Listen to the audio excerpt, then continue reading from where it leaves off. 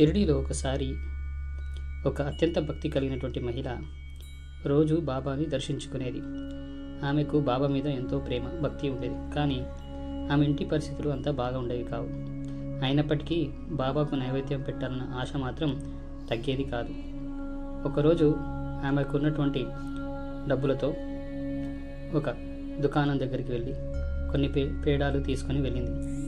బాబాకు ఏదైనా అర్పించాలి అనే భావంతో ఆ పేడాలని ఒక చిన్న కంచంలో పెట్టుకుని ఆ దర్బార్కి వెళ్ళింది. బాబా ఆమెను చూసి చిరునవ్వు చిందించి ఇలా అన్నారు,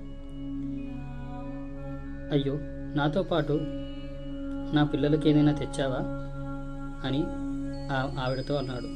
ఆ మాటతోని మహిళ అర్థం చేసుకుంది బాబా తన మనసుని చదివేశాడని.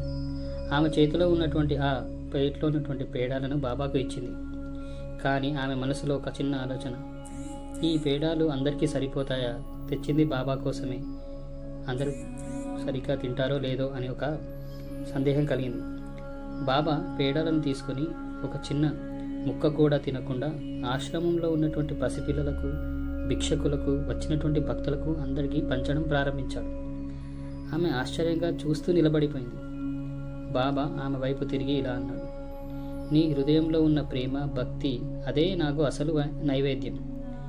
నీ ఇష్టంతో ఇచ్చిన ఈ పేడాలు 100 పేడాలతో సమానం. ఆమె కళ్ళల్లోకి నీళ్లు వచ్చాయి.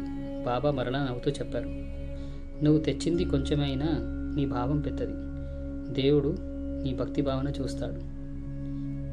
ఆ రోజు ఆమెకు ఒక గొప్ప బోధన లభించింది.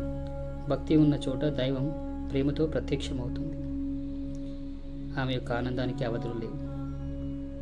ఓం Sairam. Please subscribe to this channel. Thank you.